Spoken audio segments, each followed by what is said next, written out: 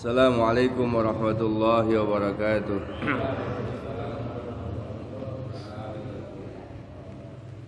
Alhamdulillah wassalatu wassalamu ala Rasulillah wa ala alihi wa sahbihi wa man amma ba'd. Qad qala Allah Subhanahu wa ta'ala innamal mu'minuna ikhwatun fa aslihu baina akhawaykum wa qala wa ansahu lakum wa qala wa ana lakum nasihun amin. Sadaqal azim. Hadirin jamaah salat yang berbahagia, yang sama-sama mengharapkan rahmat dan ridha Allah taala. Mari kita senantiasa meningkatkan syukur kita kepada Allah atas nikmat iman, nikmat Islam, nikmat kesehatan, juga nikmat keamanan yang Allah berikan kepada kita sekalian. Salam dan salam semoga tercurah kepada Nabi kita Muhammad SAW, sahabatnya, keluarganya dan umat yang sedang mengamalkan sunnahnya. Kemudian pada pagi hari ini mari kita sama-sama lanjutkan tentang kajian kitab Riyadhus Shalihin. Sekarang babun fi nasihah. Bab tentang nasihat. Apa itu nasihat? Iradul khair 'alal ghair. Menginginkan kebaikan kepada orang lain. Menginginkan kebaikan kepada orang lain walaupun dia harus berkorban dirinya, bahkan hartanya ataupun apapun yang dia miliki. Itu namanya nasihat. Iradatul khair 'alal ghair. Berkenaan dengan bab nasihat ini, maka Allah berfirman dalam Al-Qur'an, innamal mu'minuna ikhwah. Sesungguhnya seluruh orang yang beriman adalah bersaudara. Ini hendaklah menjadi panduan kita. Bahwasanya siapapun dia yang di hati adalah ilaha illallah maka adalah saudara. Tidak mengenal batas negara, kriteria negara, tidak juga mengenal warna kulit, bangsa dan bahasa. Siapapun mereka, apabila ada iman, apabila dia orang beriman maka dia bersaudara, maka dia saudara kita. Al-Hujurat ayat 100. Ayat 10. Wa qala ta'ala ikhbar an Nabi sallam, dan Allah berfirman menceritakan tentang Nabi sallam, wa ansahu lakum, dan aku memberikan nasihat kepada kalian ataupun aku menginginkan kebaikan buat kalian. Al-A'raf ayat 62. Juga tentang Nabi Hud alaihissalam, wa ana lakum nasihun amin. Al-A'raf ayat 68. Dan saya lakum buat kalian nasihun amin, orang yang memberikan nasihat, amin yang terpercaya. Dan banyak ayat-ayat yang lain yang berkaitan dengan nasihat. Adapun hadis Nabi SAW yang pertama adalah an Abi Rughayyah bin Tamim bin Aus ad-Dari radhiyallahu anhu anna Nabi sallallahu alaihi wasallam qala ad-dinun nasihah. Qulna liman ya rasul, liman qala lillahi wal kitabihi wal rasulihi wal a'immati muslimin wa amad rawahu Muslim. Agama adalah nasihat. Agama adalah nasihat. Maka kami berkata, untuk siapa? Untuk siapa? Maka Nabi menjawab, lillahi, untuk Allah. Wal kitabihi, dan untuk kitabnya. Wal rasul, dan untuk rasulnya, utusannya. Dan juga untuk para pemimpin orang Islam, wa ammatihim, dan orang yang umum di kalangan umat Islam. Rawahu Muslim, hadis riwayat Imam Muslim. Wa hal rahmatullah, ini dasar hadis Nabi tentang bahwa agama nasihat adalah itu ini. Hadis yang diriwayatkan oleh Imam Muslim dari Abi Rughayyah bin Aus ad-Dari. Maka apa? Maka nasihat ini penting. Cuman caranya yang hendaklah kita belajar lah. Nasihat ini sudah kita adopsi ya. Satu bagian dari kosakata apa? Bahasa Indonesia iya. Menasihati.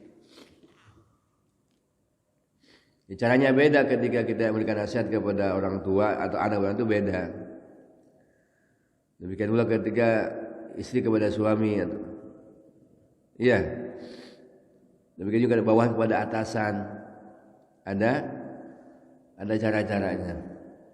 Ada cara-caranya. Rahimahullah, sebab kadang-kadang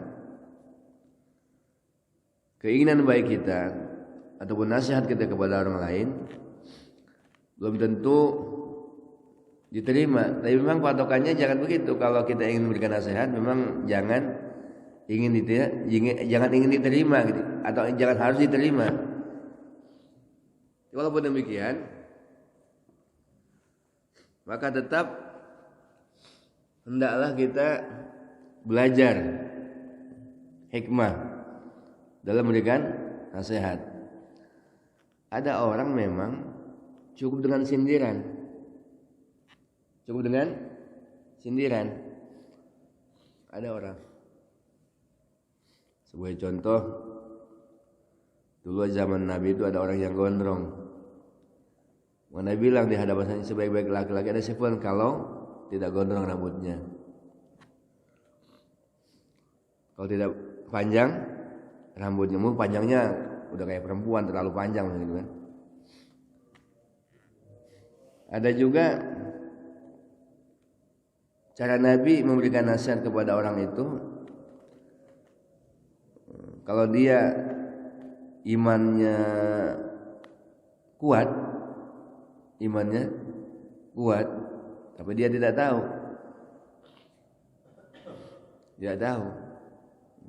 Artinya ada kesiapan untuk dikerasin. Ada sahabat lagi pakai cincin atau pakai perhiasan emas, diambil oleh Nabi, kemudian dibuang. Mana saudara-saudara mengatakan, sahabatnya mengatakan, teman-teman mengatakan, udah ambil aja, kan bisa dikasih sama istri dan anak kamu. Tidak. Saya tidak akan mengambil sesuatu yang telah dibuang oleh Rasulullah SAW. Ada orang imannya kuat tapi dia memang nggak tahu gitu, melakukan itu. Tapi ada juga orang imannya lemah dan juga dia tidak tahu, betul-betul memang orang pedalaman lah katakan. Contohnya apa? Siapa? Sebagaimana orang Arabi yang kencing di Masjid Nabawi. Maaf kalau bukan anak kecil ya, yang masih balita. Bahasanya itu, seawam-awamnya orang lah gitu ya, zaman ini nggak bakal kencing di masjid, di dalam masjid, apalagi Masjid Nabawi kan gitu kan, kecuali orang kebelet lain lagi babnya. Dalam kondisi ini nggak bakal. Tapi ini orang Bedawi ini datang ke Masjid Nabawi kemudian dia kencing, maka sahabat Nabi Abu Sinawar langsung mau mukul dia, bilang utruk, biarkan dia menyelesaikan hajatnya ataupun BAK-nya, buang air kecilnya. Setelah dia selesai, dipanggil oleh Nabi. Dan Nabi memberikan nasihat sangat lembut. Wahai saudara, masjid ini ada tempat suci untuk sujud kepada Allah Ta'ala. Maka enggak layak untuk buang air di tempat ini. Maka apa?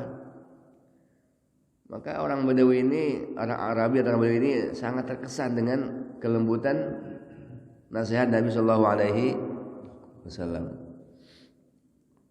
Sama dia berdoa, ya Allah, Allah maghfirni wa Muhammad, ya Allah ampuni aku dan Nabi Muhammad, dan jangan kau ampuni selain daripada aku dan Nabi Muhammad. Ini apa maksudnya? Kalau kepada orang yang betul-betul awam, memang kita harus betul-betul lembut dan halus. Apalagi dia imannya lemah. nggak bisa dikerasin, dikasarin, nggak bisa. Tapi ada juga sahabat Nabi yang lebih daripada itu. Maksudnya sebagaimana seorang Ansor yang bangun rumah, bangun kubah di rumahnya. Bangunnya pakai tembok. Zaman itu ya di kalangan sahabat Nabi masih langka, masih jarang. Jika ada orang berkemampuan, maka Nabi lagi jalan sama, tanya, rumah siapa itu? Rumah siapa? Oh, si fulan. Rumah si fulan. Maka begitu besoknya orang itu datang ke Masjid Nabawi, salam enggak dijawab sama Nabi. Maka sahabat itu tanya-tanya, kenapa kok Nabi enggak dijawab salam saya? Ada apa dengan saya gitu? Maka ceritakan, kemarin kami jalan bersama Nabi dan mendapati engkau atau melihat engkau sedang bangun kubah dalam rumah. Gitu. Maka sahabat Nabi ini luar biasa imannya. Imannya luar biasa. Maka dia langsung pulang ngambil apa? Ngambil gada ya. Ngambil gada kalau sekarang ya. Langsung dibongkar bangunannya.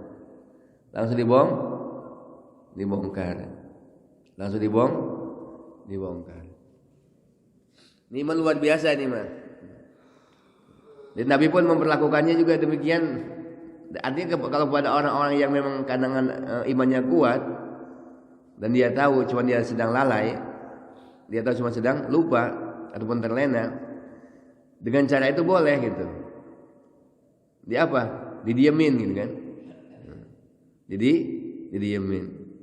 Dia sekalian, cuman masalahnya kitanya ini kan, level kita ini kita bisa enggak, atau level kita bisa enggak dengan cara begitu orang akan taubat, akan sadar. Kita kayaknya enggak ya. Paling jawaban itu siapa? Jawaban orang-orang. Tanah-tanah saya, duit-duit saya, iya enggak?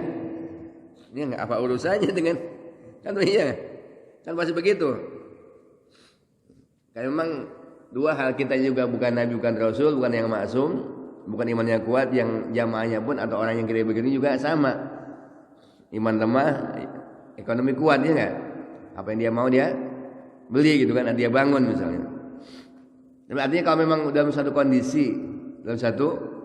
kondisi memang orang itu memiliki iman yang kuat dan dia punya jamaah juga ada satu dua orang yang memang bisa diingatkan dengan cara seperti itu, boleh gitu. Boleh.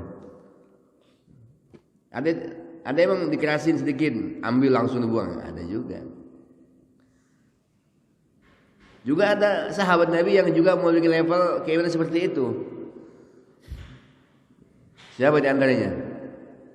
Ada sahabat lagi jalan, tiba-tiba dia mendapati, ada seorang yang sedang bersenandung main musik, Zazan namanya. Maka langsung Abu Darda itu menutupi telinganya dengan sorbannya, kemudian beliau berlalu sambil bergumam, ini kalau seandainya suara yang indah ini pakai baca Quran maka akan lebih baik gitu. Apa gumannya? Kalau seandainya suara yang indah dipakai baca Quran maka akan lebih indah dan akan lebih baik. Dia berlalu, nggak sampai didatangin, tapi beliau hanya bergumam saja dengan risau dan doa. Sahabat itu pergi, ada yang orang itu tanya, itu siapa? Kok menutup telinganya gitu sambil bergumam. Diceritakan, oh itu sahabat Nabi Abu Darda radhiyallahu anhu. Apa dia bilang? Ini. Langsung dia pecahkan alat musiknya, kemudian dia mengikuti Abu Darda dan beliau menjadi murid terbaiknya dan punya ulama besar. Ada memang orang-orang seperti itu. Kembali lagi juga kita kayaknya jauh dari level itu ya. Dari level Abu Darda aja maksudnya. Allah rahmatullah.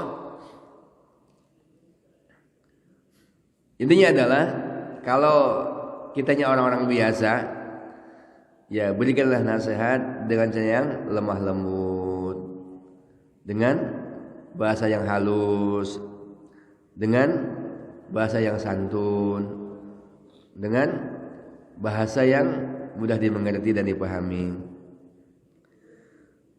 nasihat untuk Allah, untuk kitabnya, untuk rasulnya, untuk pemimpin orang Islam dan juga untuk orang-orang awamnya. Kemudian yang kedua dari Jarir bin Abdullah anhu, dia berkata, bay'atu Rasulullah SAW ala iqamis shalah wa ita'iz zakah wa tus'al likulli min tawakkal alayh. Hadis yang kedua dari Jarir bin Abdullah, dia berkata, aku telah baiat, bersumpah setia dengan Rasulullah SAW agar aku mendirikan salat, menunaikan zakat dan memberikan nasihat kepada setiap orang muslim atau kepada seluruh orang Islam. Dan aku agar menginginkan kebaikan atau memberi nasihat kepada seluruh orang Islam. Jangan sedikit pun ada keinginan untuk berbuat buruk, berbuat jahat, iri, dengki kepada orang Islam. Tapi yang ada sebaliknya. Untuk memberikan nasihat kepada orang Islam. Hadis yang ketiga dari Anas bin Malik radhiyallahu anhu dari Nabi sallallahu alaihi wasallam, "Qal la yu'minu ahadukum hatta yuhibba li akhihi ma yuhibbu li nafsihi." Muttafaqun alaih. Sahih hadis ini. Tidaklah sempurna iman seseorang di antara kalian sehingga dia mencintai saudaranya sebagaimana ia mencintai dirinya. Tidak sempurna iman seseorang sehingga dia mencintai saudaranya sebagaimana ia mencintai untuk dirinya. Tidak sempurna iman seseorang sehingga dia mencintai untuk saudaranya sebagaimana ia mencintai untuk dirinya sendiri. Bukan sekalian, semua kita ingin selamat ya, dunia juga akhirat. Semua kita ingin berkah hidup dunia maupun akhirat. Semua kita ingin dapat ridha Allah Ta'ala. Semua kita ingin surganya Allah Ta'ala. Semua kita ingin rahmat Allah Subhanahu wa Ta'ala. Dan ini akan wujud apabila kita amal agama. Maka apa? Maka ketika misalnya kita melihat ada satu orang atau orang saudara kita, tetangga kita yang belum amal agama, yang dengannya dia akan celaka dunia maupun akhirat, maka disitulah kita hendaklah memberikan nasihat. Dasarnya adalah cinta, sayang, bukan benci. Di dalam Islam itu kita hendaklah benci kepada pelakunya, pekerjaannya, amalnya, bukan benci kepada pribadinya. Kalau ada orang berbuat maksiat, kita benci kepada kemaksiatannya. Kalau orang berbuat zalim, kita benci kepada kezalimannya, tapi tidak kepada orangnya. Kalau kita kan kebalik. Kadang-kadang kita benci sama orangnya, sebenarnya kepada kelakuan atau amal dia kita tidak benci. Ini yang salah. Maka apa? Maka kita dikatakan tidak sempurna iman kita kalau kita tidak mencintai untuk saudara kita atau kebaikan untuk saudara kita sebagaimana kita mencintai kebaikan itu juga datang kepada dirinya. Maka apa? Sebetulnya tidak ada orang yang sangat cinta kepada umat melebihi Rasulullah sallallahu alaihi wasallam. Kemudian pada ulama-ulamanya rela korban diri, harta, bahkan nyawa demi untuk kebaikan umat. Nabi ada sembelih, digergaji kan Nabi Yahya, Nabi Zakaria disakiti, dianiaya, dizalimi, bahkan harus meninggalkan kamu halaman dan sebagainya. Itu mereka rela atau rela lakukan. Kenapa?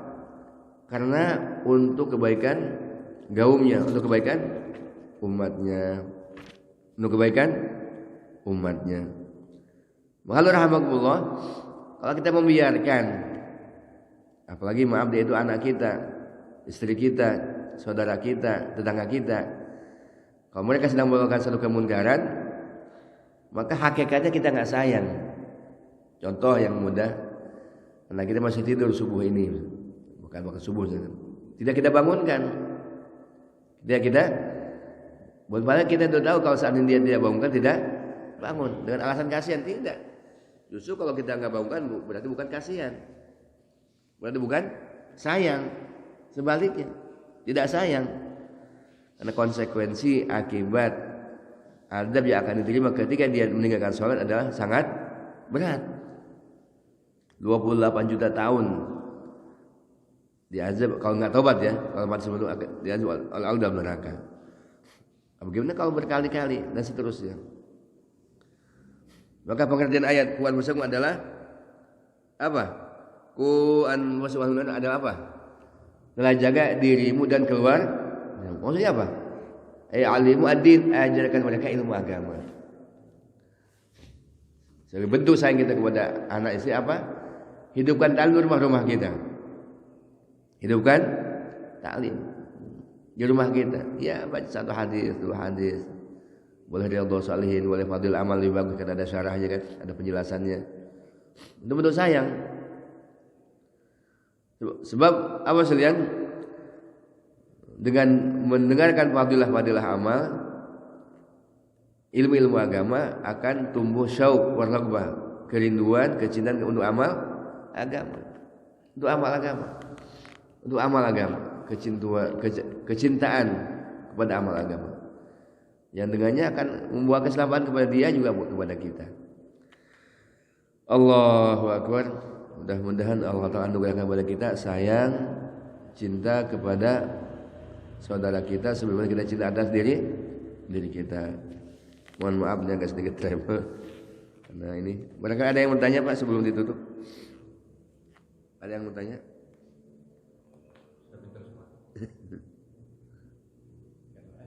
Nggak ada ya, alhamdulillah ya. Alhamdulillah sekalian. Kalau itu mudah-mudahan karena mengenai ayat hadis sudah cukup ma'ruf dan mudah dipahami. Mudah-mudahan Allah berikan kepahaman kepada kita dan Allah berikan taufik kepada kita untuk bisa kembali. Insyaallah Pak ya.